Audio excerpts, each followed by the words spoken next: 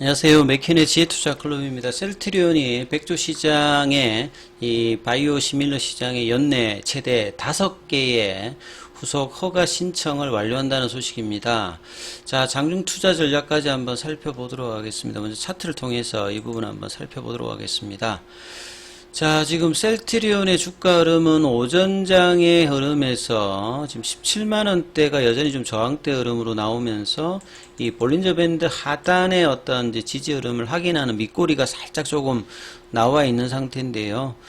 수급 관련되는 부분에서 중요한 부분들이 역시 이제 프로그램 쪽인데, 오늘도 오전장에 지금 25,000주 넘게 일단 매도가 좀 나오고 있죠. 거래원 순간 거래원 쪽에서는 UBS 증권에서 이 소폭 매수 흐름이 좀 잡혀 있습니다만, 이 프로그램 쪽의 어떤 매도 흐름들이 분봉상으로도 시장 대비해서 오늘도 좀 소외되는 흐름들이 오전장 10시 넘어가면서도 계속 이제 진행되고 있습니다.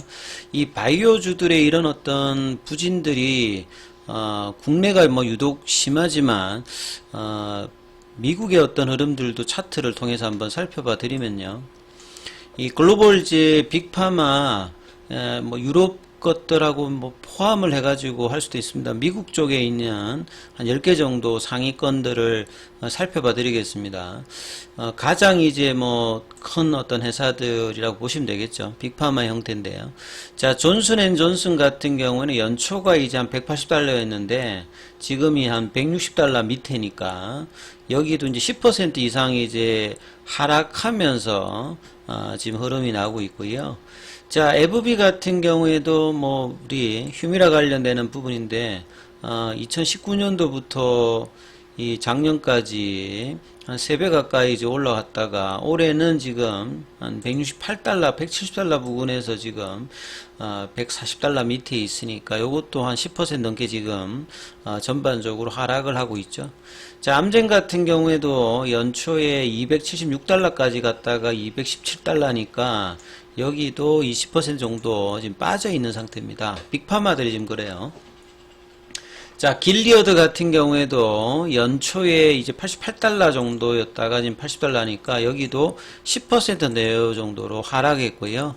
자, 그 유명한 이제 하이자입니다. 하이자 같은 경우가 코로나 때 대단한 수혜를 내면서 27달러짜리가 더블 정도를 이제 기록했다가 연초에 지금 한 50달러 초반에서 지금 한 4달러 밑에니까 요것도 10% 넘게 지금 하락 흐름을 보여주고, 그러니까 대부분의 이제 빅파마 같은 경우에도 지금 어떤 시장이 이제 나쁘지 않은 어떤 흐름입니다. 제약바이오 쪽은 시장하고는 좀 별개로 대부분 좀 안 좋은 흐름들을 보여주고 있죠.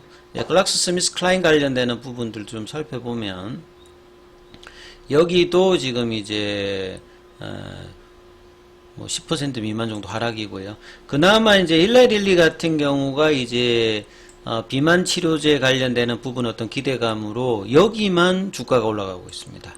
연초에 이제 한 360달러 정도였는데 지금 한 430달러니까 20% 넘게 지금 올라가고, 그러니까 일라릴리 정도만 꾸준하게 지금 상승을 몇 년 동안에 지금 100달러에서 거의 한 4배 정도 올라가서 유지를 해주고 있습니다. 빅파마 중에서 유일합니다. 자, 머크 같은 경우에도 연초 대비보다는 조금 위에 있으니까 여기도 조금 이제 상승 흐름을 보여주고 있고요. 브리스톨 마이어스퀵 같은 경우에도 이제 연초가 70달러였는데요. 지금 이제 60달러니까 이것도 한 10% 정도 빠져 있고요. 바이오젠 같은 경우가 좀 상승. 그러면 지금 제가 이제 한 10개 정도를 봤는데 그 중에서 한 2-3개 정도가 연초 대비해서 조금 수익권이고 나머지 7개, 그러니까 대부분 제약바이오주들이 별로 이렇게 재미가 없다는 거죠. 그러니까 빅테크 중에서 IT 중심의 테슬라하고 이 반도체 쪽하고 2차전지 쪽만 이제 해서 지수가 지금 올라가고 있는 형색이라는 거죠. 그런 부분들이 이제 안 좋을 때는 그대로 이제 우리 국내 증시에 반영을 하고 있고, 올라갈 때는 또 작년에 또 소외되는 흐름이었는데요. 그래서 셀트리온의 어떤 흐름을 본다라고 하면 거의 이제 2020년도 요 고가 대비해 가지고는 가격 조정하고 난 다음에 바닥권에서 1년 반이니까, 그러니까 뭐 시장에서 소외가 계속 장기적으로 이제 되고 있는 어떤 상황이니까, 미국의 또 빅파마 같은 경우에는 뭐 이렇게 2021년도, 그 다음에 작년도에도 그렇게 나쁘지 않았던 부분들인데, 국내는 빠지고 난 다음에 반등 다음 반등을 제대로 못하면서 1년 반째 이런 흐름들을 이어가고 있는 부분들이 굉장히 좀 아쉬운 흐름이다, 이렇게 좀 봐야 되겠죠. 그래서 대부분의 어떤 바이오 텍들이라든지 뭐 제약사 주가라든지 바이오 제약 관련되는 부분들도 그렇고, 셀트리온 같은 경우에는 이제 실적을 이제 담보를 하면서 이 바이오 시밀러에서 이제 종합 이제 그 생명과학 회사, 그러니까 이제 뭐 케미칼도 하고 신약도 하고 바이오 시밀러도 하고 뭐 향후에 뭐 뭐 CMO도 하고 CDMO도 하고 이제 뭐 헬스케어 쪽까지 확장을 하면서 이런 어떤 모습을 보인다는, 보면 전 세계 이제 1위 바이오 시밀러 회사로서 상당히 이제 주가가 부진한 어떤 흐름들을 보여주고 있죠. 이 경쟁 상대로 뭐 볼 수 있는 하이자 같은 경우에도 이제 바이오 시밀러 하잖아요.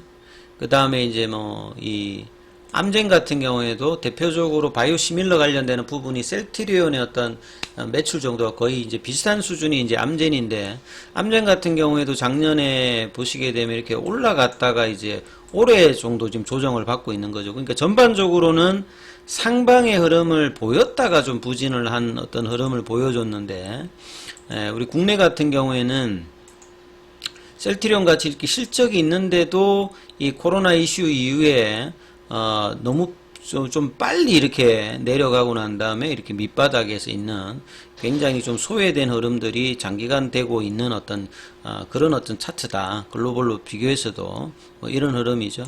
자, 이런 상황에서 이제 뭐 아침에 나왔던 기사를 보게 되면 연내에 이제 셀트리온 입장에서 가장 많은 이제 5개의 바이오시밀러 허가 신청을 완료하겠다는 게 이제 올해 목표죠. 이거는 뭐 처음 나온 이야기가 아니라 계속 이제 올해 그렇게 하겠다 했죠.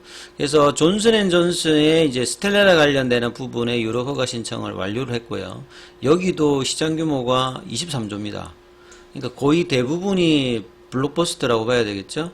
그 다음에 이제 이 졸레 관련되는 부분들도 4월 달에 유럽에 품목 허가 신청을 했고요. 그 다음에 아얄리아 관련되는 부분들도 상반기 내에 굉장히 빠르게 미국의 품목 허가를 신청하고, 그래서 이제 기존에 이제 셀트리온이 자가 면역 질환이나 뭐 항암 관련되는 부분 쪽에 이제 항체 치료제 관련되는 바이오시밀러가 대부분이었다면, 지금은 뭐 천식이라든지 그 다음에 뇌질이라든지 뭐 안과 이런 데까지 이제 포트폴리오가 굉장히 좀 다양해지고 있습니다. 아얄리아 같은 경우에도 매출 규모가 12조죠.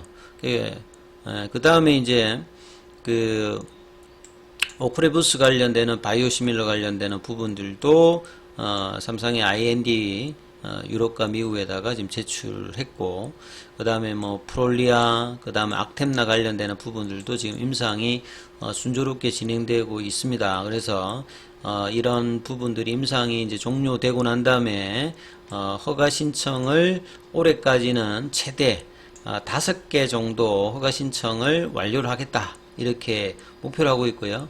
2025년 뭐 올해로 보면 이제 2, 3년 내에 기존의 6개 포함해가지고 총 11개의 바이오 시밀러 제품을 이제 확보하겠다. 그러면 지금 암젠의 어떤 수준 정도로 이 바이오 시밀러 관련되는 부분의 제품군을 이제 확보할 수 있기 때문에요. 5개 어떤 후속 바이오 시밀러가 확보되면 이 50조의 어떤 오리지널 바이오 의약품의 어떤 신규 시장 이제 진입이 가능하고, 기존의 6개 제품이 50조 시장이니까 총 100조 시장을 어떤 타켓으로 하면서 바이오시밀러 포트폴리오가 갖춰져 있습니다. 이 전 세계 이제 의약품 시장 자체가 뭐 2000조 가까이 지금 되고 있기 때문에, 뭐 항암제와 그 다음에 이제 그 나머지 부분들 합하게 된다라고 하면 100조 시장을 타켓으로 해가 셀트리온이 이제 영업을 한다, 이렇게 봐야 되겠죠. 그래서 대규모 제품의 어떤 이 포트폴리오를 구축을 하고 지금 직판을 통해서 시너지 효과를 두기 때문에 향후에는 셀트리온의 어떤 자사 제품뿐만 아니라 예, 다른 회사의 어떤 제품까지도 이제 유통을 할 수 있는, 그러면 이제 판매 수수료를 추가적으로 얻는 모델로, 이게 이제 플랫폼 사업자들이 가지는 가장 최고의 장점이죠. 이런 부분들을 2019년도부터 꾸준히 지금 5년 가까이 지금 구축을 하면서 미국까지도 이 부분을 하고 있기 때문에 올해 내년에 이 부분들이 완료가 되어 가지고 어느 정도 이제 성과를 낸다라고 하면 이런 어떤 무형의 자산의 어떤 가치들이 주가에도 계속적으로 플랫폼 업체로의 어떤 장점들, 이런 부분들 하겠죠. 그러니까 빅파마들만 이런 부분들을 완성을 할 수 있습니다.